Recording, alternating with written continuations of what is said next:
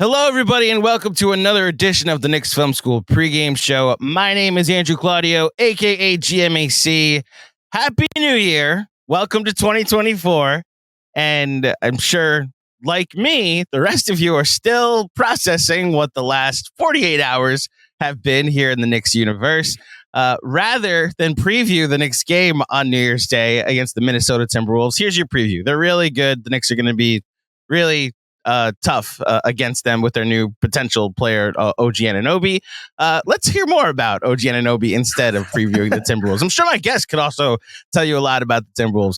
Joining me to talk about the trade that went down 2 days ago. Honestly, the biggest trade the Knicks have made since trading Kristaps Porzingis away, I think you'd have to argue. In trading Immanuel Quickley, RJ Barrett, and a second-round pick for OG Anunoby, Malachi Flynn, and Precious Achiuwa. We welcome back to the Knicks Film School pregame show, Es Baraheni from north of the border. We will also do this because I didn't do this last time, Es. So could you raise your right hand, please?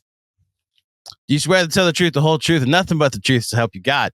I swear to tell the truth, the whole truth, and nothing but the truth. So help me God. Let's do this. Okay. I didn't know this was part of it. Let's do it. Well, no. Yeah. So obviously it was speculated that because our teams are suing each other, that there's no deal could take place. Now this is on the record and officially part of the transcript. Anything you say can and will be held against you in a court of podcasting. What a day on Saturday, man. If you want to just take everybody through your experience when you found out that the Raptors had traded OG Anunoby and had gotten what they had gotten back for him.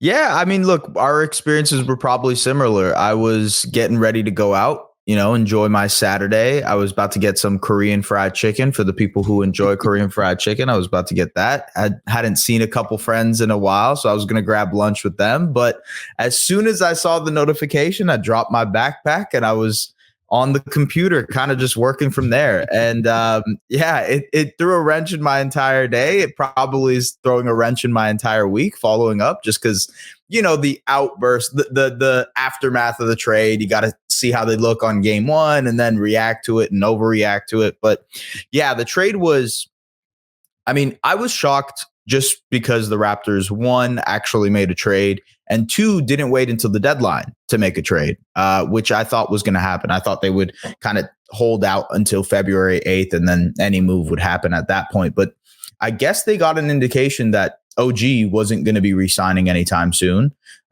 especially in the summer. And that's when or why they made their move. When you saw what the return was, because I believe when you were here last time, we talked about how they need to be somewhat blown away by it. And that there's, who knows what's true in the national NBA podcast sphere, but the rumor that the Grizzlies offered 3 first round picks for OG and it was turned down. When you saw that it was Quickley and RJ and no firsts, what was your thoughts? So initially when the Woj bomb came out, it said draft compensation plus RJ Barrett and Immanuel Quickley. And I was like, oh man, if you're getting a first on top of this might be a Messiah Ujiri level fleece right here. Where, this is, he's doing a great job. But once it came out that it was just 1 second round pick along with RJ and Immanuel Quickley, it kind of made more sense from both sides. And it's funny because I feel like this trade made portions of both fan bases angry. And that's how you know it's probably a good trade, because neither team was very, very happy to get this done. But I do think it's sort of a necessary evil, if you will, to get this type of trade done, because, I'm sure from Knicks fans' perspective, it's getting Quickley a home that, can kind of help him flourish into the star that he might end up being. He ends up being a starter on this team, most likely. And I think it's just more opportunity for a guy like that. For OG, he's getting thrown into a situation where, one, the Knicks will be competitive. I think he takes them to that next step of contention. Maybe they're not in contention yet. I don't think they are, but he takes them another step towards that eventual goal. And you sort of needed that wing stopper type of defensive minded guy who can knock down shots for you. So it's a perfect pairing, in my opinion. I think it's the perfect place for OG to be. But yeah, that's the initial reaction there. I think that's the landing spot I've come down on, and we'll go through each part of the deal with each player in particular in just a second. But if I could get you to shed a little more of a light on the fan base reaction, because I spent most of my Saturday after finally leaving. I told you this before the pod, and I think our listeners know this. I was at the movies when the Knicks traded RJ and IQ, and the thought of giving my wife a Saturday just went right out the window as soon as I turned my phone back on and saw the Woj bomb and the entire NBA and Knicks Twitter world reacting to it. But part of the reacting to it was, the emotion of you lose IQ, you lose RJ to homegrown kids that the Knicks, it's okay to be sad when someone that you invested in emotionally and that contributed to winning is no longer part of your team. And from the Toronto side, I'm curious how much of that existed for OG Anunoby. Was part of the team that won the title, wasn't like playing significantly during the team that won the title, but how much of that existed from the Toronto side? Massive. OG is a fan favorite. Like he's going to go down as one of the favorite Raptors of all time among the fans, just because he has an extremely quirky personality. You'll get to know that very, very soon. He doesn't say much, but when he says something, it's absolutely hilarious. He has a Kawhi-like demeanor to him in the sense that he just has a quirky personality. And I think that's something that you'll notice very, very quickly once he does his introductory press conference. It's just a part of his personality. He's not going to answer questions a lot. Just to kind of give you a heads up, he's going to give you a very quick answer for almost every question, unless it's an open-ended question. So just to kind of keep that in mind. But you can go on YouTube right now and search up OG Anunoby funny Raptors moments. And there's like 30-minute videos just on his funny stuff that he does. So he's an extreme personality for them. Obviously, you mentioned the championship year. He also hit a massive shot against Boston in the 2020 bubble, which was like an all-time game winner for them. That's right. He was the touted LeBron stopper in 2018 when they drafted him and they wanted him to guard LeBron. And even in that series, he hit a bunch of clutch shots. OG has become one of the better developmental stories for the Raptors over these years. You talk about like Fred VanVleet, Pascal Siakam. OG is right there with them in terms of guys they developed into the players they are.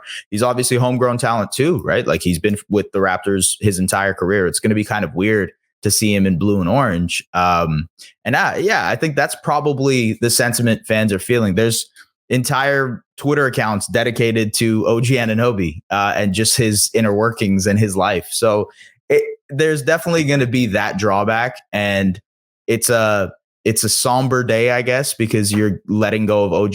And, from a basketball perspective, their best player, their best defender, arguably the best defender in the NBA wing wise. But that part of it also kind of rings true where you're missing that wing type defender. And now you're probably going to be left trying to replace that for years to come. So that's part of it. That's the initial reaction from Raptors fans. I think after the initial sticker shock of the human element of these two players that you invested in for so long, no longer being part of your team, and you actually process, at least from my perspective, what the Knicks got back in the deal. I'm with you on just how special a defender OG Anunoby is, and talk about the perfect coach for him. I can already now. I guess my only concern would be his injury history. How much should that concern Knicks fans that this is a guy with a surgically repaired knee that is now going to play for Tom Thibodeau? So I had someone else mention that too. And while I think that is fair, I feel like his injury history, if you go and literally just look at the injuries he's had since he's been in the NBA, he has had some of the weirdest, strangest injuries. Even this year, he cut his finger doing chores and had to miss 3 games. So there's just these types of random injuries that happen that are inevitable sort of with OG. He got poked in the eye once and had to wear goggles for like 3 weeks or whatever. And that was part of it. He had a thigh injury one time, which was not big of a deal. But if you look at his injury history, he actually hasn't had I believe, a single knee injury, like him being out because of his knee, which is a good sign because of the college, him getting his knee blown out, et cetera, et cetera, et cetera. He hasn't had any issues with his knee since being in the NBA. So like to kind of, make it a little bit easier on you guys, I would suggest for you guys to go and look at OG Anunoby's injury history. Just look at the things that he's been injured for. I mean, we talked about him not playing for the championship roster. You know the reason he didn't play? His appendix burst in the playoffs. Yeah. So it's just the most random injuries you can possibly think of for a player. And yeah, sure, maybe that's like partially his bad luck or whatever, but it's not something to do with the knee. So I think you're good in that regard. I think you should be, rest assured, if you will, that he will be healthy and ready to go for playoff time.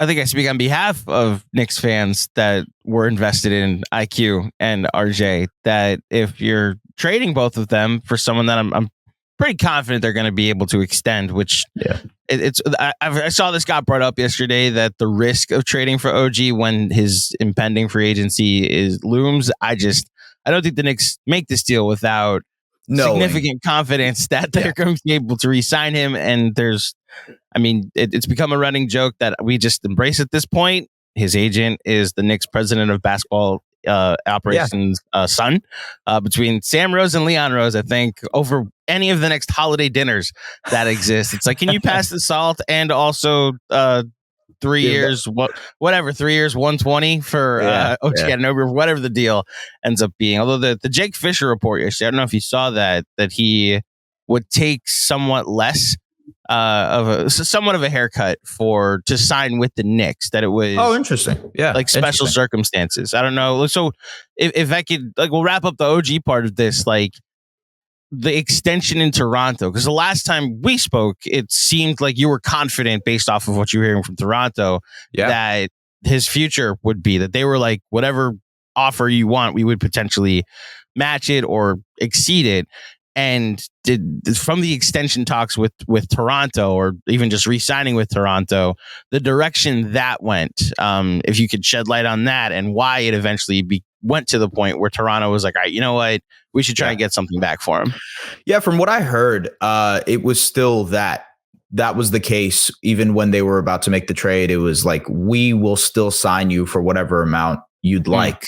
But I think there was a desire for him to, go somewhere else and try something new. And I think there was a level of desire for him to obviously play in New York, play in a bigger market.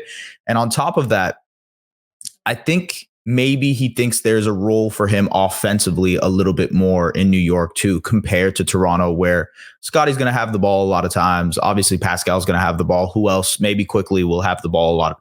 And there wasn't that much of an on-ball opportunity for him in Toronto. Will there be that in New York with Brunson and Randall doing the ISO ball too? I'm not sure. I don't know. Maybe you're better at telling me that than anybody else. But for the most part, I think even going down to the wire, the Raptors were committed to paying the guy, but I think there was just a desire, maybe an indication from his team that they weren't going to be re-signing in the summer. So you mentioned the on-ball role that he may potentially want, and like he is replacing a ton of usage, like the next second-ish, but really more their third and fourth usage guys in Immanuel Quickley and RJ Barrett. Do you think that he can do better with that's what I want to know. Like, I think a lot of Knicks fans see this as a guy that can play off of Julius and Brunson and be a more honorable jump shooter than RJ Barrett, while also recognizing that, like, if he just slides into the RJ Barrett role right now, then he's running the second unit. And I'm curious, from your perspective, can he be the focal point or the playmaker of a second unit? All respect to RJ, Canadian-born, Mississauga's own. I know he has a lot of fans of the Knicks fan base as well. Probably hate to see him go. But what you thought RJ would inevitably be is what OG actually is. He is the 3-and-D prototype wing, excellent at shooting the corner three, excellent at being able to knock down shots. I I think ultimately that's his complementary role offensively, is just a guy who can spread the floor, but he's improved as a post playmaker. He's improved as a, kind of drive and dump off type of player as well. So he's good at attacking closeouts. He's great at finishing at the rim. Just his brute strength. You'll find out very quickly. OG is one of the strongest players in the NBA. So like he will be able to finish through anybody. And I think that kind of goes to the whole bully ball thing the Knicks got going on anyways. It's going to work really, really well offensively. In terms of the on-ball reps and his opportunity to maybe expand his role offensively, there have been mixed results for the most part. If there's a guard there beside him, funneling him opportunities, let's say like he's like curling off of a pin down, he catches it mid to high post, and then he has to make a decision with it, maybe go one-on-one. That's something he can do. And he's actually improved a lot in his like long mid-range shot. I think he's hitting a career high in his long mid-range shot this season at like 55% or something like that. But that's an area where he's growing and developing. How much? That's a question. And like, how often are you going to rely on that as your immediate source? It's pretty inconsistent on that front, but everything else is consistent. The shooting is consistent. Obviously, the defensive side of the ball is extremely consistent. Although admittedly over the last couple of weeks, he has kind of fallen off on the defensive end, but I'm wondering if that has to do with the, hey, I'm about to get traded, so I don't need to try as much thing. But yeah, I mean, look, in OG, what the main sell here is that he is going to be your defensive stopper if you have to face Jason Tatum in the playoffs, if you have to face Joel Embiid in the playoffs, if you have to face, so that's why he's such a versatile player, is because you can sort of throw him on Embiid and be comfortable with the results. You can do that with Tatum. You can do that with KD. You can do that with Donovan Mitchell. He's done that for. So the wide range of the types of players that he can guard on the defensive end makes the Knicks already dynamic defense even that more dynamic, it's going to be awesome. I think the two things that stand out from everything you just said, I mean, first of all, just much love to RJ as well. You said the word consistency several times, and that is not something. Exactly. Yeah. I think even the most passionate of RJ supporters will admit that we got with RJ. Well, consistency, maybe in the wrong way, is what we more got from RJ Barrett over the past 4.5 years. And I was curious about the defense, because just from there's no real good defensive analytic to really quantify what someone is. But if you go to Dunks and Threes and look at their defensive EPM, and like the last 2 years were off the charts and deserving of all defense votes, and this year it seems more league average than anything. And I assumed that it was because of the situation in Toronto. It had to have been. Yeah. You're more confirming that, which is, I think, honestly, more comforting to any Knicks fan that might be concerned that what they gave up might be for a player that had fallen off. I thought like the switch that might get flipped when he comes here might be something that we see. Now, as far as what the Knicks gave up, let's start with Immanuel Quickley. And I think the question I want to ask you, from because when you were here last, you talked glowingly about Quickley in the potential that he was the return for OG Anunoby. And of course, I saw the exchange you had with Benji. That this was something that has been in the works between Knicks Film School and you in the past. The question I'll ask, in your opinion, who got the better player yesterday in the trade? Which team? Right now it's OG. Right now, okay. But 2-3 years from now, we could look at this and say this was the Immanuel Quickley trade. I don't think that's like a stretch of the imagination, whatever you want to call it. Like, I don't think this is something that's as quickly becoming a star or like an all-star level player. To me, isn't as crazy of a take, to be honest with you. Some people, I've had this conversation over the last 24 hours of like what his potential ceiling is as a player. And there's a wide range of results. It's like, oh, he can be a good six man for you. Oh, he's going to be a good starter for you. Oh, he's going to be the next guy in the NBA to take a leap. I probably fit in the latter boat, in the sense that I do think he's going to be that next guy to take a leap in the NBA. Maybe you can confirm nor deny that. But like from when I watch Knicks games, I look at this guy who is offensive dynamite, both on and off the ball, can work well next to other guards. I think is going to be a perfect pairing next to Scotty Barnes in dribble handoff situations. Just being this guy who can be a pick and roll threat for them. He serves all of those things for the Raptors. And now he's going to be given the opportunity to do it. You look at his per 36 numbers, you look at the numbers he's had when he was a starter. Those are all-star level numbers, like 22, 5 and 5, great efficiency. Like, I don't know. To me, that jumps out as a guy who can take that leap. And maybe in a couple of years, we're saying this is actually the Quickley trade versus the OG trade. But that's me selling it from a Raptors side. So I'd love to hear from your perspective what you think. I'll be totally honest with you. This was not the RJ trade. I'll tell you that much. And Quickley, it's not even that he's been a polarizing player with the Knicks. It's that his usage, like how he's been used, has been polarizing. And there is a camp that's like he's taking advantage of backups. He's in the perfect role for him, the spark plug across coming off the bench. I also subscribe to what his per 36 numbers were. I also remember last year that he was so good filling in for Jalen Brunson when Brunson was out, and the 21 starts that he had last year, that apparently disqualified him from the sixth man of the year conversation. And it's why Malcolm Brogdon won. So he was so good as a starter that he couldn't be the sixth man of the year. Tells me there's a good starting point guard in there. I wonder about his playmaking. If when you're actually the engine of an offense, can you distribute for other guys? And I mean, 22, 5 and 5 is good. And maybe next to Scotty Barnes, that's perfect because Scotty can kind of be the engine that runs the offense and he can be more of a CJ McCollum type of role. But the player that I thought made the most sense as far as comparing him to, I'm gonna give a shout out to XJ, one of our contributors. He compared him to Fred VanVleet, that it was like VanVleet had this role coming off the bench for that title team. And then when Lowry left, you saw what him with more minutes and more usage and just a bigger role was, and eventually became a guy that got maxed out by another team. Now, we can argue the merits of whether a team should have given him that contract.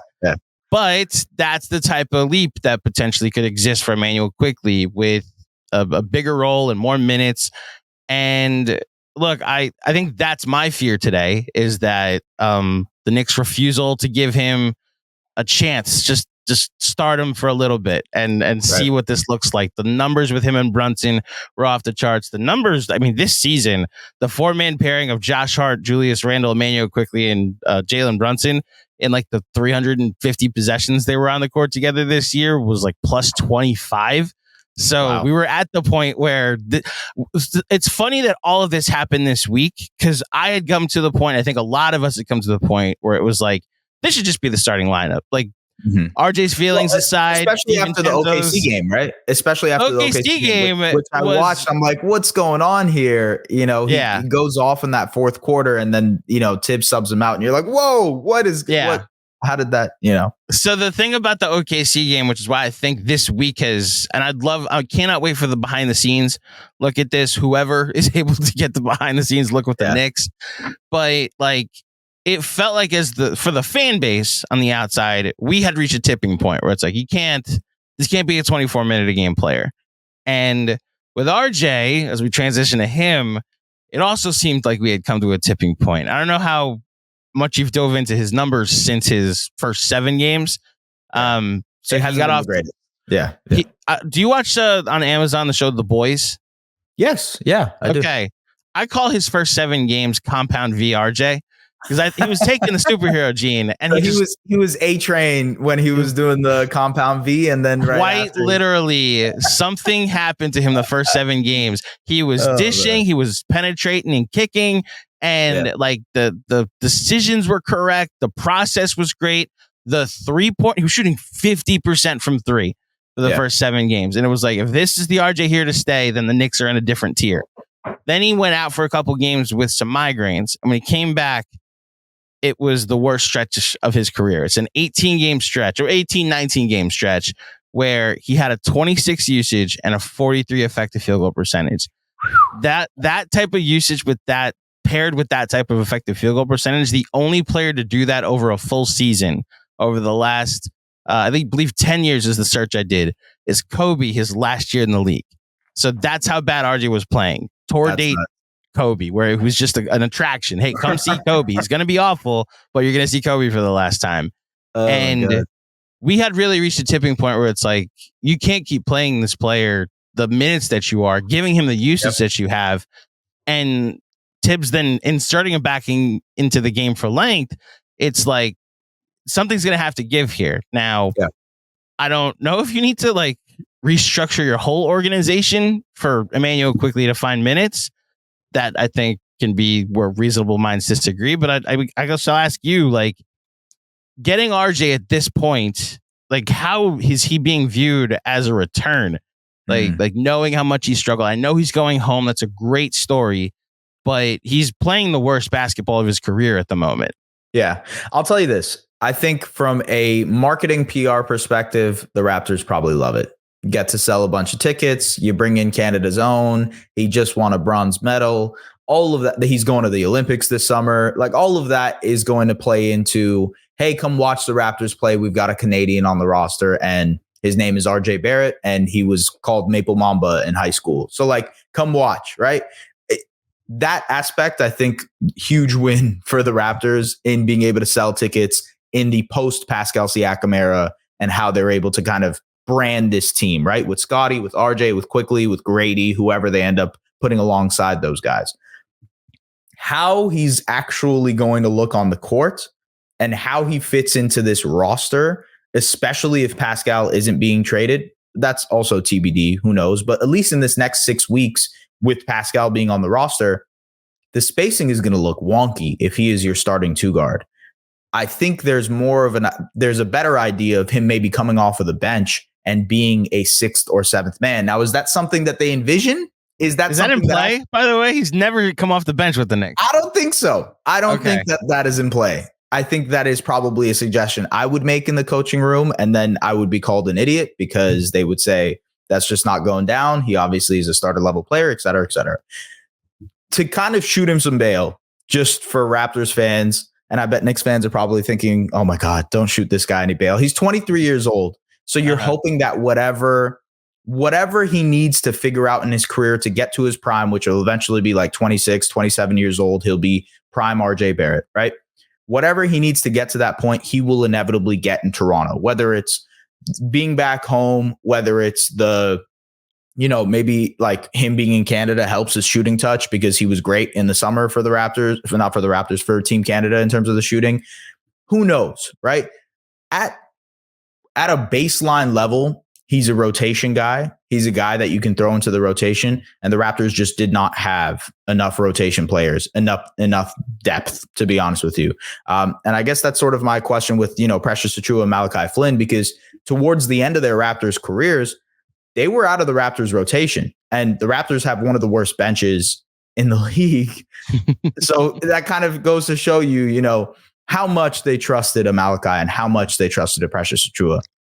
To be fair, Precious, there's actually a lot more potential there. And I think Tibbs is a guy who can really tap into that. But for RJ, just being able to get another rotation player, maybe potentially a starter for the next couple of years, I think that's something you can hang your hat on. But for the most part, he's sort of salary that made this deal work, and that's the brutal truth, unfortunately. So it's very funny that there's one of our hosts got in trouble for calling RJ salary filler before the playoffs last year, and the RJ hive was like, "How dare you?" And then RJ had the playoffs that he did, and it was like, you called this guy that's helping us win playoff games salary filler. And then the Compound V version of RJ happened, and it was like, salary filler, huh? And then he had the next 19 games and then was salary filler in a trade for OG Anunoby. The Malachi Flynn and Precious Achiuwa, I don't want to spend too much time on it, but Malachi, the Knicks now need a backup point guard. They're going to give Deuce McBride, they just gave a decent extension to. And I think between him and Malachi, they'll compete for the backup point guard spot. And I'm not sure how much you've watched. Oh, well, you just watched the OKC game. So you saw that Taj Gibson is getting minutes at the moment in life after Mitchell Robinson. So I'd assume Precious Achiuwa also will have a chance to be the backup center at this point. I love you, Taj. We appreciated what you were. We have a different OG now, and he can probably still play in an NBA rotation. Let Knick fans know what they're getting in Malachi Flynn and Precious Achiuwa. In Malachi, you're getting a project in the sense that he is a backup point guard. I'm hoping, I had the chance to interview Malachi last year in March, and he had kind of voiced that he was looking to maybe have a fresh start, right? Maybe get to a new spot. And I think there's a potential for New York to be that. If there is more pick and roll reps for him to be a pick and roll playmaker, there weren't a lot of pick and roll reps for him to be that in Toronto. They had asked him to be more of an off ball guy, catch and shoot player, especially because of the lack of 3-point shooting on the team. They needed other guys to space the floor. Malachi actually shot the ball really well this season and showed his ability to make more decisions off of the catch, et cetera, et cetera. So I think there's a world in which he looks better in New York than he did in Toronto. And if you're pairing him next to guys like Isaiah Hartenstein, even next to Precious, as like these pick and roll guys who throw a lob up to them, et cetera, I think Malachi can be decent. Will he beat out Deuce for the backup spot? I'm not sure, because Deuce just got an extension, and I'm not sure if Malachi is going to be getting that same love in the summer. For Precious, you're getting a player that on some nights will look like a potential all-star level player, and on some nights, he will look like one of the worst players in the NBA. It's just the way it works with him. His decision-making is extremely sporadic. So putting him in less decision-making type of roles probably will help. I think the Knicks will inevitably do that. They're not going to ask him to be this high post playmaker that the Raptors asked him to be this year. So it's more just like dive to the basket, rebound, defend the hell out of the ball. And those are three things that Precious is really good at. You're going to be shocked about how good of a defender he is. Like, the Raptors probably gave up their two best defenders in this trade. So I think you're going to be very, very surprised with how good Precious is as a switch big, just being able to switch out onto guards, being able to switch out onto like wing players and guard them well. And I think that will be part of, if the Knicks need a stop, you put Precious and OG on the floor type of thing with whoever else you have. And yeah, he'll do that. So good luck with Precious, because some nights he'll look incredible and some nights it will not be that at all. This feels like a Tibbs project where, I'm curious about his rim protection, and I think we'll just see how that plays out over time. Yeah. But like Nerlens Noel came here, Tibbs' first year, and got like all defense votes. And we didn't know if Nerlens Noel was a rotation player at the time. Right. He was so good that first year that he got re-signed to a 3-year deal, and it aged horribly.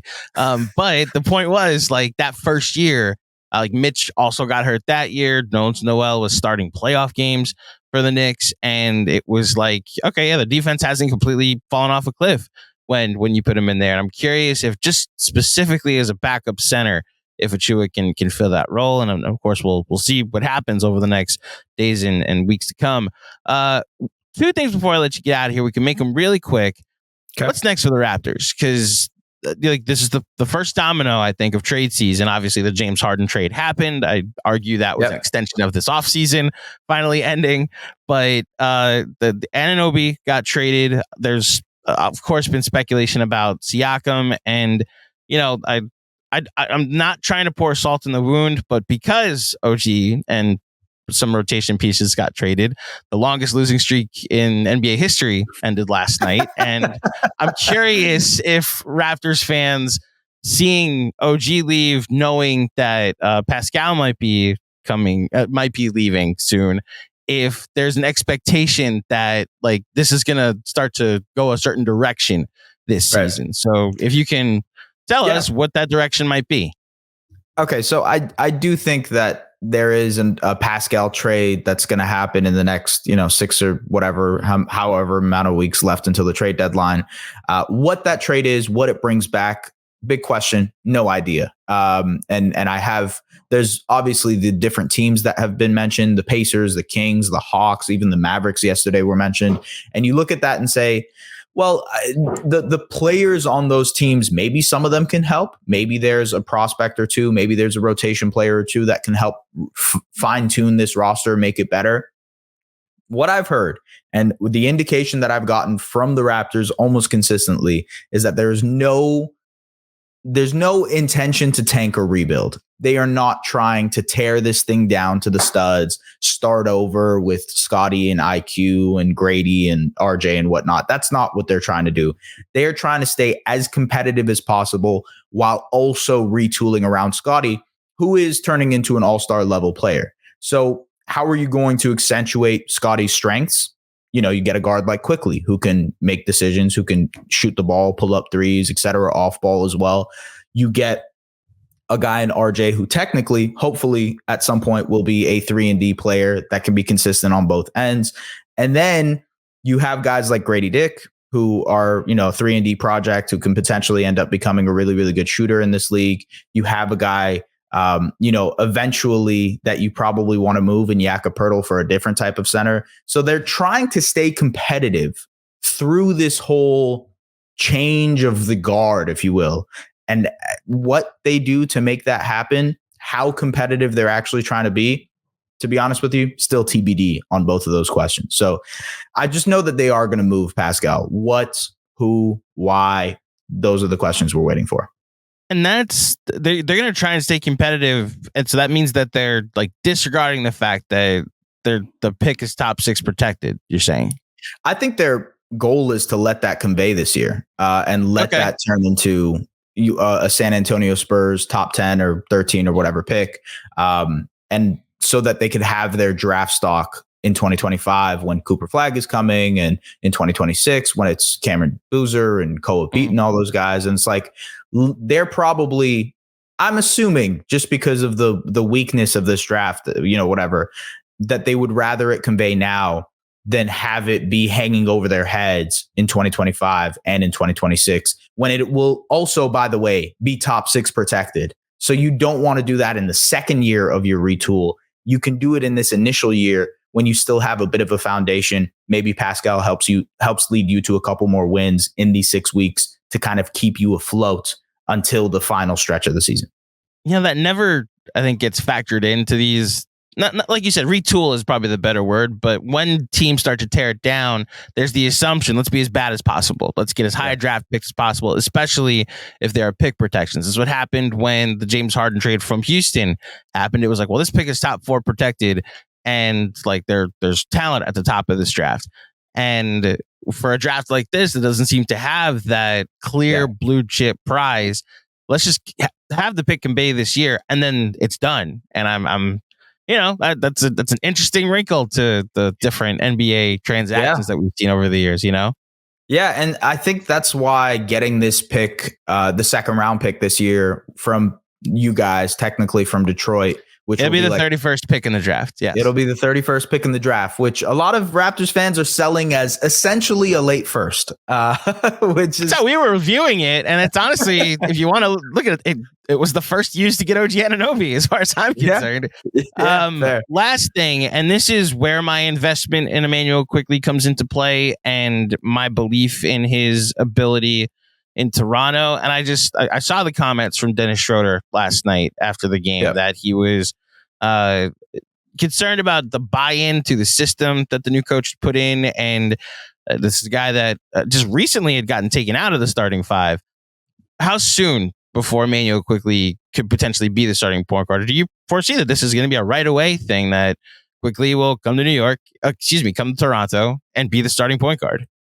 I would be very surprised if he's not the starting point guard on the first day. Wow. And I think Raptors media has made a case to say if he isn't the starting point guard, in every single press conference, they will be asking why he isn't the starting point guard. I think the Dennis Schroeder experiment is great off of the bench. He is doing enough off of the bench to, you know, he's done that for 10 plus years. Like, he's made a career out of feasting off of second units and like being that crafty point guard to help, you know, provide a spark. And Quickley, you got a young guy. You want to see him grow. You want to see the pairing with Scotty grow and develop too. That is what the Raptors fans want to see. That is what I think the front office, to be honest with you, wants to see as well. So I would be surprised if he isn't a starter. RJ, on the other hand, I'm kind of like, he probably will start, but should he start? And I guess that's a question for another day. I'm fascinated in both camps in what Quickley looks like as a starter, what another team tries to do with RJ Barrett. And look, like as a farewell to both of them, there is a joy that Immanuel Quickley plays with that Toronto fans are just going to love. Yeah. When he gets it going, it's one of the more fun experiences because it comes in flurries. And I think the fan base is going to love him because we absolutely loved him here. And to RJ's credit, like ups and downs happen with certain players, and boy, did he have some downs, but the ups did exist. Like I'm not going to pretend like there wasn't like a 40 game stretch 2 years ago where he had averaged 24 a game. I'm not going to pretend that he wasn't instrumental in them winning some playoff games last year. Yeah. And to the citizenship side of things, this is the perfect place for him to go rebuild himself. And I don't think it's just because of where he was born. I do think the Raptors are a good organization that will do their best to put him in a position to succeed. So there is a chance that in the short term, this is a win-win for everybody. At least that's what I'm hoping, because I do hope these kids have good futures in their next stop.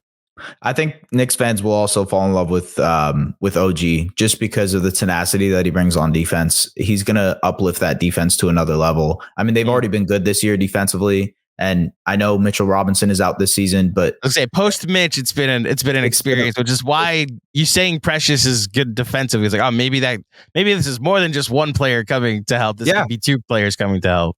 And as far as Precious, he's going to love New York Fashion Week whenever that is. That guy is a star in the fashion department. You guys will find that out very quickly.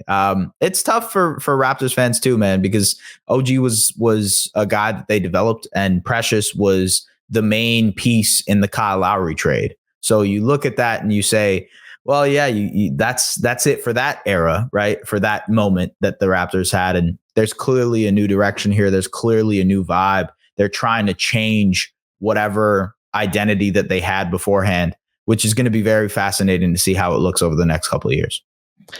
Well, a lot to look forward to, specifically in 2024, that's for sure. Thank you so much for joining me to have this conversation and talk about the opening of trade season and a pretty monumental trade for both of our franchises. Before you get out of here, one more time, to the fine folks at home, where they can find you. Yeah, check me out on Twitter at just Es Baraheni. You see it on there. You can also follow everything we do at SDPN Sports. I do some writing for Forbes, some Raptors Republic stuff as well, so you can check that out as well if you'd like. Appreciate it. And I'll plug something. Right, maybe like 2 weeks ago, you had published a conversation, an article you had done with RJ Barrett's father. That was really revealing. Honestly, when the trade happened, it was one of the first things I thought of. Yeah, it's kind of funny, right? Yeah. Like Canadian royalty is now like the prince is literally coming back to the kingdom of a place where the Barrett name seems to really, like, it meant something here in New York because he was a third pick. It means significantly more in where he's now going. So I wish RJ and IQ and you the best of luck, except when they play the Knicks, obviously. And then I already know that the first Knicks Raptors game, OG is going to shoot like 10 of 10 from 3 and knock down all of his shots and score 40 or whatever. It's just inevitable. That's the type of stuff that happens to the Raptors all the time. If only you knew how equal the fear is that, like, compound the RJ is going to come back, Quickley's going to score 35, and it'll be like, oh, this is exactly what we know exactly what this looks like when it's working. And can I just add something real quick before we go? So I saw a lot of Knicks fans being like, man, I hate this trade. This is awful. I can't believe we did this. There was a really resounding thing. And to sort of try to alleviate that as much as possible, OG isn't the guy that's going to take you to championship contention, but he is the next building block that inevitably will get you to championship contention. You look at the pieces that you still have in play, the picks that you still have in your asset pool to be able to go out and get another player eventually if you would like to. There's still contracts available to you in an Evan Fournier, in an Julius Randle to potentially move and do something else as well. I think the Knicks have positioned themselves extremely well to be a dog in the Eastern Conference for years to come. So don't worry. I trust me, Knicks fans, in me, you have a fan. I am a big enjoyer of Knicks basketball. Jalen Brunson is one of my favorite players to watch. So trust me, this was a good trade for us. All right. For us, it was a good trade. Yeah. Trust me. It's all good. Yeah. And then, of course, if you still have the investment in Quickley and IQ, NBA League Pass makes it possible. Yes. I said Quickley and IQ, Quickley and RJ. That was Freudian slip. In these two players, we will now be tuning into what's on our Raptors games. I'm glad you said it because we've said it and it may come fall on deaf ears. Yeah, you know when you get a show recommended to you, but then someone else recommends that exact show and you finally watch it. Someone else recommended it. Yeah, exactly. Yeah. By the way, watch The Boys. That's another recommendation as far as we're recommending. I love it. Yeah, no, a great show, man. No, we're telling everybody at home, watch The Boys. I gotta. You don't watch the kid one, right? I haven't watched the college one yet. Yeah. I'll just say this about the college one and forget it. It's called Gen V. That's what it's called. So it's Compound V, RJ, and it's Gen V is the name of the show. Yeah. It is every bit of Boys is what I will say. Okay, we have got off the rails. Thank you, S, for joining me. To everybody at home, as far as you know what to do, 5-star rating and a review, both to all the places where you got to go. I will be back to preview the Bulls game on Wednesday with someone who actually is covering the team that the Knicks are about to play. But until next time, thank you for listening. Thank you for watching. Enjoy the game tonight, and we'll speak with you soon. Peace.